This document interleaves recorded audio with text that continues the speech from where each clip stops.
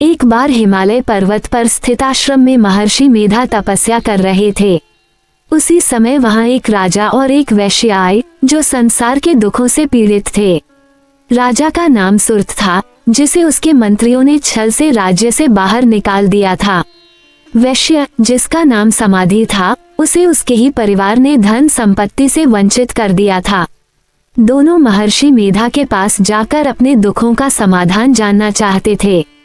राजा सुरथ ने महर्षि से पूछा, हे महर्षि, मेरा राज्य छिन जाने के बाद भी मेरा मन मेरी सेना, राज्य और परिवार में ही लगा रहता है। मैं इस मोह से मुक्त क्यों नहीं हो पाता?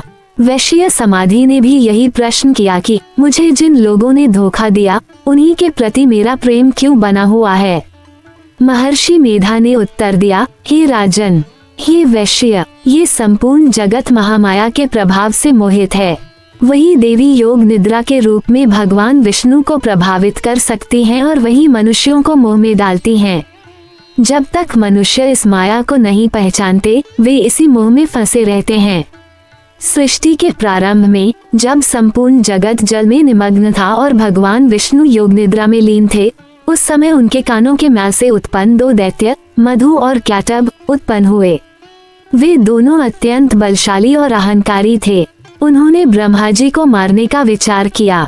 ब्रह्मा जी ने देखा कि भगवान विष्णु गहरी निद्रा में हैं और ये दैत्य संकट उत्पन्न कर रहे हैं। उन्होंने योग निद्रा रूपी देवी की स्तुति की, हे देवी, तुम ही विष्णु भगवान की निद्रा हो, तुम ही सृष्टि की आधार शक्ति हो। हे जगदम्बा, तुम अपनी शक्ति से इस मोह को दूर करो और भगवान विष्णु को जागृत करो ताकि वे इन दैत्यों का वध कर सकें। महर्षि मेधा बोले, ब्रह्मा जी की स्तुति सुनकर योगनिद्रा रूपी देवी भगवान विष्णु के नेत्र, मुख, नासिका और हृदय से बाहर आईं। तब भगवान विष्णु जागे और उन्होंने देखा कि दो महादैत्य उनसे युद्ध करने के लिए तैयार हैं। भगवान विष्णु और मधु कैटब के बीच भयंकर युद्ध हुआ जो 5000 वर्षों तक चला। उन दैत्यों को अपनी शक्ति पर अत्यंत घमंड हो गया।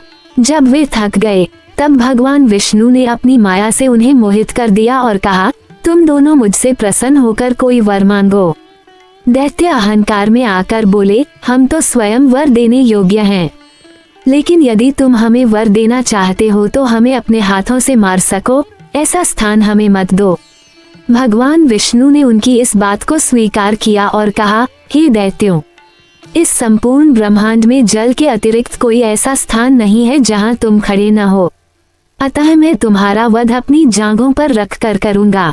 ऐसा कहकर भगवान विष्णु ने मधु और कैटब को अपनी जांघों पर रखकर सुदर्शन चक्र से उनका वध कर दिया। महर्षि मेधा बोले, हे राजन, हे वैश्य, ये देवी ही सृष्टि की आधार शक्ति हैं।